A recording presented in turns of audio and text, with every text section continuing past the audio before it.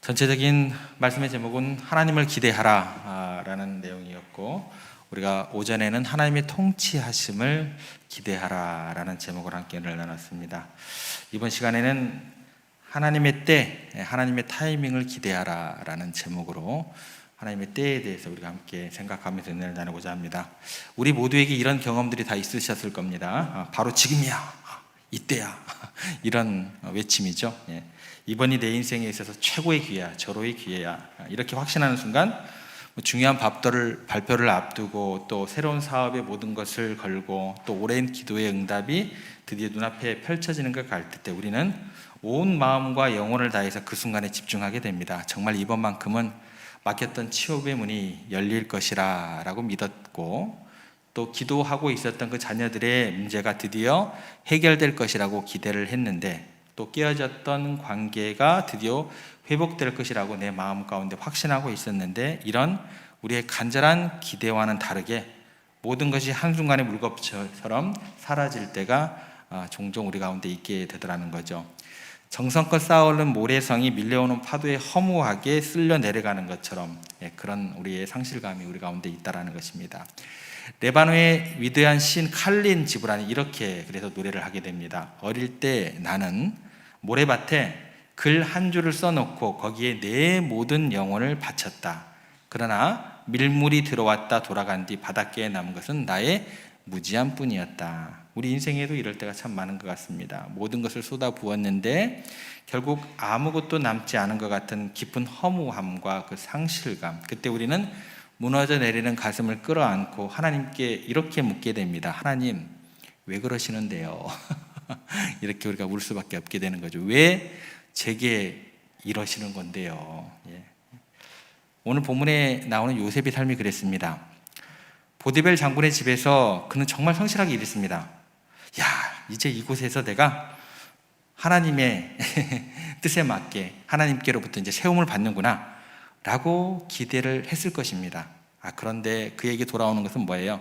억울한 모함과 차가운 감옥이라는 내일이 주어지게 되었다는 것입니다. 감옥에서도 기회는 충분히 있었어요. 술 맡은 관원장의 꿈을 해석해 주었을 때 드디어 여기서 이제 내가 나가게 되는구나, 내가 빛을 보게 되는구나, 하나님께서 나에게 탈출구를 열어주시는구나, 그는 확신했습니다. 하지만 술 맡은 관원장은 요셉을 까맣게 그리고 완전히 잊어버리게 됩니다. 이처럼 인간적인 배신과 절망 속에서 과연 하나님의 시간은 어떻게 진행되고 있는 것일까 궁금하기 짝이 없습니다. 이 시간에 그래서 우리가 하나님의 때를 기대하라 라는 제목으로 우리와 실패 또 좌절 속에 숨겨진 하나님의 놀라운 그때 섭리를 발견하게 되기를 원합니다. 하나님의 일하심은 우리가 기대하는 방식이 아니라 도무지 우리가 이해할 수 없는 방식으로 역사하실 때가 많기 때문에 그 내용을 가지고 우리가 그 섭리를 발견해야 된다라는 것입니다. 오늘 본문 9절 말씀을 보면 술 맡은 관원장의 고백으로 시작하게 됩니다. 한번 보겠습니다. 9절 말씀 같이 읽겠습니다. 술 맡은 관원장이 바로에게 말하여 이르되 내가 오늘 내 죄를 기억하나이다. 술 맡은 관원장이 또 무슨 죄를 지었을까요? 또 감옥에 갇혀야 될까요? 그런 죄가 아니죠. 왕에게 잘못한 것이 아닙니다. 그가 말하는 죄는 제가 2년 전에 어떤 사람의 도움을 받았는데 그 자신을 도와준 청년 요셉의 간절한 부탁을, 그 절박함을 내가 까마득하게 잊고 있었습니다.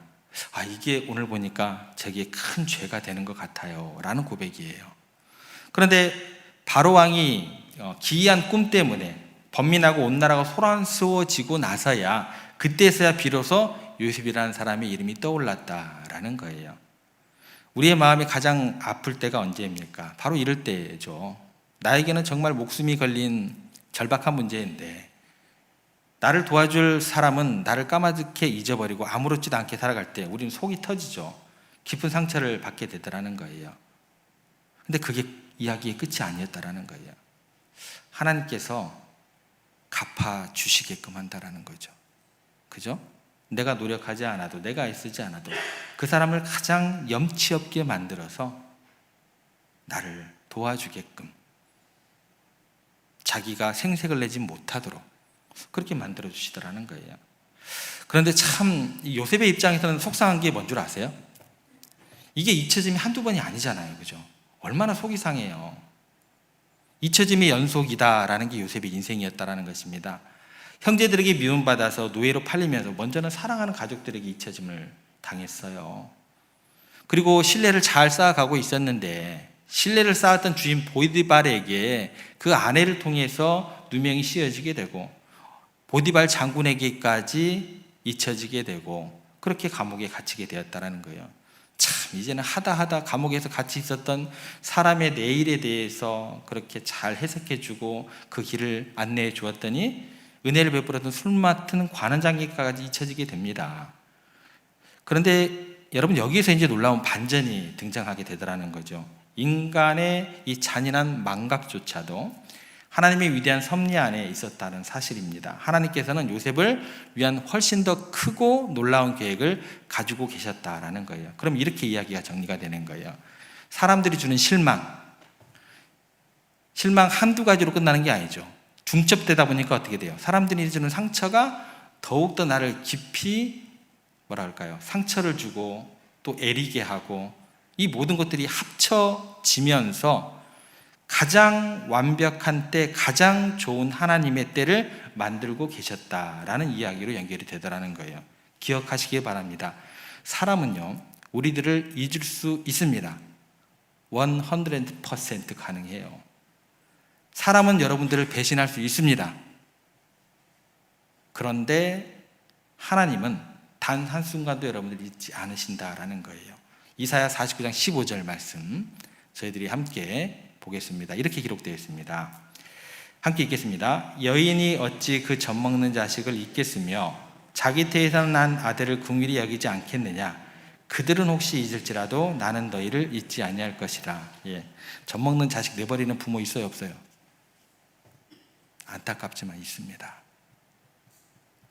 상황과 여건이 그 여인을 그렇게 몰아갈 수 있어요. 우리가 뭐라고 할 내용은 아니지만 그럴 수 있다니까요. 자기 태에서는 난 아들을 긍휼히 여기지 않는 부모들도 있어요. 피눈물을 않고 삶의 현장 가운데 떨어져 지내야 될 사람들이 있어요. 무슨 얘기예요? 그런데도 하나님은 잊지 않으신다는 거예요. 하나님의 때가 따로 있기 때문에 우리가 겪는 절망의 순간마저도 그분의 위대한 계획을 위한 가장 완벽한 시간으로 내가 만들 것이다라는 거예요. 내가 만든다라는 거예요. 오늘 본문 13절을 다시 한번 보겠습니다.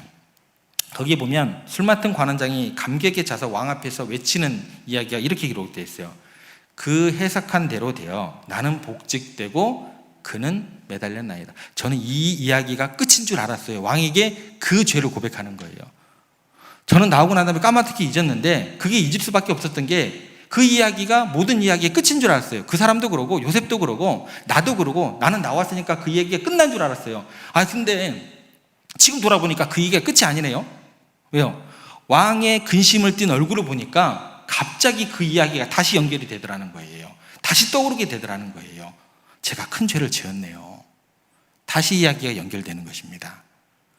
이 고백을 하나님의 시각으로 보면 어떻게 해석이 되냐면 술 맡은 관원장이 복직되었던 2년 전의 사건이 네게 우연이 아니었잖아. 또 왜 까먹고 있어? 기억을 떠올려. 술 맡은 관원장에게 그 바로의 근심이 가득한 낯을 보게끔 하면서 그게 생각나게 하는 거예요. 바로 왕이 꿈을 꾸고 애굽의 모든 박사와 술객이 속수무책으로 무너지는 그 순간, 그 결정적인 순간을 위해서 미리 준비된 하나의 퍼즐 조각이었던 것에 불과했다라는 거예요. 우리는 때로 어떤 한 사건이 내 인생의 전부인 것처럼 생각을 합니다. 여러분 퍼즐 방바닥에 쫙 뿌려넣어 보세요. 그거 하나 붙들고 우리는 뭐예요? 이게 모든 거였는데 이렇게 얘기를 하고 있다는 거예요. 이번에 시험이 떨어지면 끝이야. 이 사업이 실패하면 내 인생 끝이야. 그런데 하나님께서는 그렇게 이야기하지 않으신다라는 거예요. 아니다. 사랑하는 아무개야. 네가 실패라고 생각했던 그 일, 그건 뭐예요? 퍼즐 한 조각이다라는 거예요. 그 일이 네가 좌절했던 그 순간이 나의 더 큰 계획을 이루기 위한 작은 준비 과정에 불과했다라는 거예요. 우리가 놓쳤다고 땅을 치며 한탄했던 그 기회가 사실은 하나님의 위대한 그림을 위한, 영광을 위한 서막에 불과했다라는 거예요. 퍼즐 맞추려면 뭐가 들어가요? 시간이 들어가요. 시간이 들어가요. 우리는 그 시간인 것을 다 빼버리고 퍼즐 하나가 내 인생의 모든 것이라, 모든 것을 결정한다. 바로 이때입니다. 이때여야만 합니다. 이 기도 제목이 들어 응답이 되어야 됩니다. 이렇게만 생각을 하더라는 거예요. 근데 하나님께서는 그거는 퍼즐의 한 조각이 불과하다니까요. 그러다 보면 퍼즐을 맞추기 위해서는 거룩한 지연, 이거 sacred delay라고 얘기를 해요, 보통. 예. 거룩한 지연, 이게 신비다라는 거예요. 그래서 하나님의 응답이 더딘 것은 거절이 아닌 거예요. 우리를 위한 세밀한 준비의 시간이 되는 거예요. 그 퍼즐 딱 놓고 아무렇게나 갖다 맞출 수는 없는 거잖아요. 이상한 그림이 되는 거잖아요. 그죠? 아무렇게나 맞춰주세요 라고 우리는 그렇게 이야기를 하더라는 거예요. 근데 하나님의 입장에서는 세밀한 작품으로 만들어야 되거든요. 20세기 위대한 치유사역자는 캐서린 쿨만 여사의 이야기가 있습니다. 한 여성이 극심한 고통 속에서 하나님이 정말 나를 잊으셨나 봐 낙심하며 포도원 옆을 걷고 있었어요. 그때 앙상하게 가지만 남은 포도나무를 보았습니다. 잎사귀가 저렇게도 없나? 정말 볼품없다. 가지치기를 막 다 깨끗하게 다 해버렸거든요. 그때 하늘의 정원사인 하나님께서 그녀의 마음에 부드럽게 이렇게 속삭을 하십니다. 사랑하는 딸아, 정원사가 가지치기를 멈추는 것은 그 포도나무에게서 더 이상 아무것도 기대하지 않을 때란다. 여러분 인생이 막 앙상한 가지 같으시죠? 왜 이렇게 맨날 저에게 가지치기를 하시는 건데 아파 죽겠는데 그만 좀 하세요. 그때는 언제가 되는 거예요? 아무런 기대가 없을 때. 그 여인에게 이렇게 이야기를 하더라는 거예요. 너는 내가 너의 삶을 향한 가지치기를 멈추기를 원하느냐? 그 순간 그녀가 뜨거운 눈물을 쏟으며 이렇게 깨달으면서 이야기를 합니다. 아닙니다. 사랑하는 하나님, 제가 이제 알았습니다. 저의 삶을 마음껏 가지치기 하시면서 경작해 주시옵소서. 이 슬픔과 고통을 통해서 제 삶에 주님의 열매를 거둘 수만 있다면 얼마든지 저를 다듬어 주시기를 원합니다. 여러분, 하나님께서는 우리가 잎만 무성한 나무가 되기를 원치 않으십니다. 가지치기의 아픔을 통해서 더욱 풍성하고 아름다운 열매를 맺기를 원하신다라는 거예요. 요셉에게 주어진 2년이라는 거룩한 지연의 시간은 바로 그 가지치기의 시간이 되는 겁니다. 여러분, 기다림이라는 것은 멈춤이 아닙니다. 기다림은 뭐예요? 준비가 되는 거예요. 하나님께서는 그 2년 동안 요셉을 그냥 내버려 두신 게 아니에요. 사람을 의지했던 마음을 가지치기 하시는 거죠. 잘라내십니다. 그리고 하나님을 의지하는 법을 가르치셨다라는 거예요. 억울함과 분노의 감정을 가지치기를 하는 거예요. 그거 잘라내야지 뭐가 들어가는 거예요? 용서라는 열매가 들어가고 인내라는 열매가 맺어지게 되는 거예요. 성급하고 혈기왕성한 그 젊은 요셉을 한 나라의 운명을 책임질 그 사람으로 그냥 갑자기 세울 수 있어요? 그 나라 폭망합니다. 폭망해. 그죠? 준비도 안 된 사람 그 자리에 갖다 올려놔 보세요. 혈기왕성한 젊은이를 한 나라의 운명을 책임질 지혜롭고 겸손한 지도자로 뭐를 통해서? 가지치기를 통해서 지금 빚어가고 계셨다라는 거예요. 이것이 하나님께서 일하시는 방식입니다. 우리에게는 굉장히 못마땅한 방법이죠. 짜증나는 방법이죠. 그런데 어떻게 해요? 그게 하나님께서 일하시는 방식인데. 여러분, 이게 요셉에게만 해당되지 않습니다. 성경에 나온 모든 믿음의 선배들이 바로 이 거룩한 지연의 학교를 졸업을 했습니다. 아브라함은요, 아들을 주시겠다는 약속을 받고 무려 25년을 기다려야 했습니다. 모세는 내 힘과 능력으로 구원하려고 하다가 실패를 하고 난 다음에 미디안 광야에서 40년의 침묵을 견뎌야 했습니다. 다윗은 왕으로 기름을 받았지만 곧바로 왕도 되지 못하고 수년간 사울을 피해서 쫓겨다니는 그 밤을 보내게 되었다라는 거예요. 만약에 그 어둠과 침묵의 시간이 그들에게 저주의 시간으로 주어지지 않았다고 한다면 하나님의 사람으로 절대 그들은 온전하게 쓰임받을 수 없게 되었을 것입니다. 그래서 여러분들 기억하셔야 돼요. 하나님께서 생각하는 좋은 때와 우리가 생각하는 좋은 때는 분명히 어긋날 수밖에 없어요. 예. 왜요? 하나님께서 우리를 창조하셨기 때문에, 우리의 필요를 가장 잘 아시기 때문에 어긋날 수밖에 없습니다. 수천 미터의 높이를 그 고산지대를 등반하는 전문 산악인들에게 있어서 이렇게 정상 공격을 하기 위해서 출발하기 가장 좋은 시간이 언제일까요? 여러분들 한번 생각해 보시기 바랍니다. 여러분들이 생각에는 정상 공격을 위해서 출발할 가장 좋은 시간이 언제일까요? 놀랍게도 가장 어둡고 추운 밤 12시 자정이라고 합니다. 이해가 안 되죠? 아니 왜 가장 추운데, 또 캄캄해서 더 위험할 텐데 왜 이런 일이 있을까요? 사실 높은 설산을 오를 때 가장 위험한 것은 눈사태라고 해요. 호흡 이런 것들도 중요한 가운데 있지만 가장 위험한 게 뭐라고요? 눈사태라고 합니다. 그러면 해가 뜨기 시작하면 밤새 얼었던 눈과 얼음이 햇빛의 그 따뜻한 열기에 녹기 시작할 확률이 굉장히 많다라는 거예요. 그러면 이때는 작은 충격에도 산 전체가 무너져 내리는 끔찍한 눈사태가 발생할 확률이 굉장히 높아진다고 그래요. 그래서 역설적으로 모든 것이 꽁꽁 얼어 보이던 가장 단단해진 한밤중에 오히려 등반하기에 가장 안전하고 완벽한 시간이 된다라고 이야기를 하게 됩니다. 여러분들의 삶도 마찬가지예요. 여러분들이 생각하기에 내 인생의 가장 캄캄한 밤, 인간적인 정의라고는 하나도 느껴질 수 없고 찾아볼 수 없는 가장 차가운 절망의 순간에 우리는 너무 힘들어서 숨조차 쉴 수 없고 소리조차 안 나와요. 그죠? 그런데 어쩌면 그 순간은 하나님께서 우리를 인생의 정상으로 이끄시는 가장 완벽하고 안전한 적기가 될 수 있다는 거예요. 여러분 혹시 모든 사람이 나를 잊어버린 것 같은 인생의 캄캄한 밤을 지나고 계십니까? 그렇다면 지금 하나님의 새로운 타이밍이 움직이고 있음을 발견하시기를 바랍니다. 요셉이 가졌던 2년의 그 어두운 시간은 그에게 온전히 절망의 시간이 아니라 한 나라를 다스릴 지혜와 통찰력을 하나님께 직접 연단받는 가장 안전하고 복된 시간이 되었습니다.